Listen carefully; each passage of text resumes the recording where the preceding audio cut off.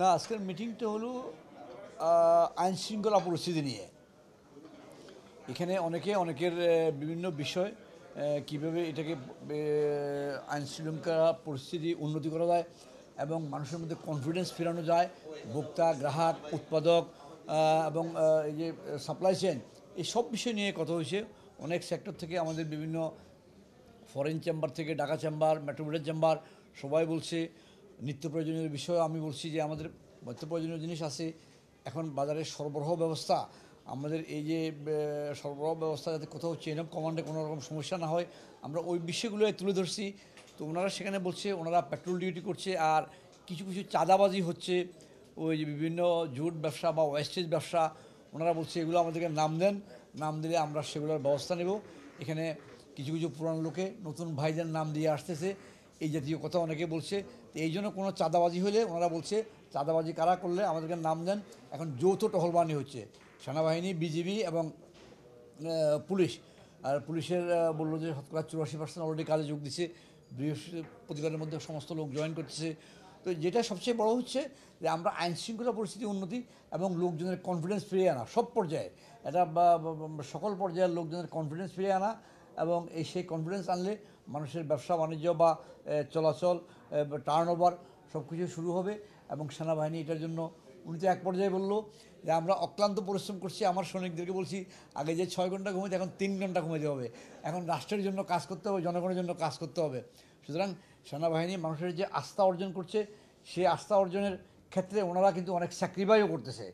তো আমাদেরকে আজকে এইসব বিষয়গুলো ওনারা তুলে ধরলো যে কোনো রকম সমস্যা হবে না।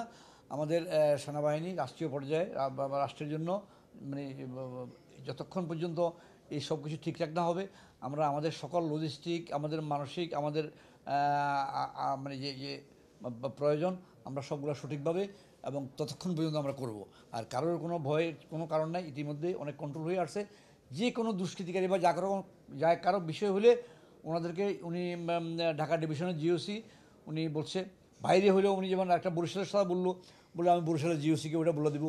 আমাদের ব্যবসায়ীদের অনেকগুলা বিষয় আলোচনা হচ্ছে। মেইন ফোকাস হলো আমাদের এখন আইন শৃঙ্খলা পরিস্থিতি এবং স্বাভাবিক অবস্থা ফিরে আনা। নিত্য প্রয়োজনীয় দ্রব্য আরম্ভ থেকে ব্যবসা বাণিজ্য, এক্সপোর্ট এবং সব কিছু স্বাভাবিক অবস্থায় ফিরে আনার জন্য ওনারা জোর দিয়েছে, আমরাও জোর দিয়েছি।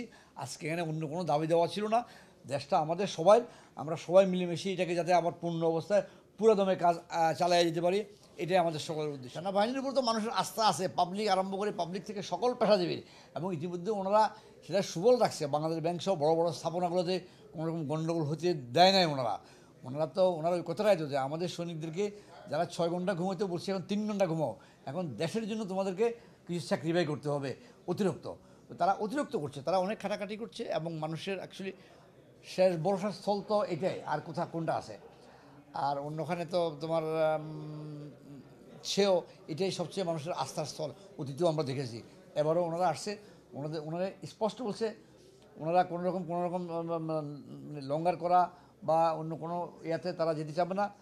রাষ্ট্রের প্রয়োজনে, যতক্ষণ দেশের প্রয়োজনে, জনগণের প্রয়োজনে, ভ্যান্ডালিজমের প্রয়োজনে যতক্ষণ প্রয়োজন থাকবে ওনারা, এবং ওইগুলা কঠোর হস্তে দমন করবে। শেষ কথা হলো যে কেউ কোনো রকম এই ধরনের করলে ওনাদেরকে নাম্বার দিতে বলছে, ওনাদের খবর দিতে বলছে। ওনারা একটা গ্রুপ করছে, এটা নিয়ে ওই গ্রুপের একজন কর্নেল সাহেব আছে প্রধান করে, সে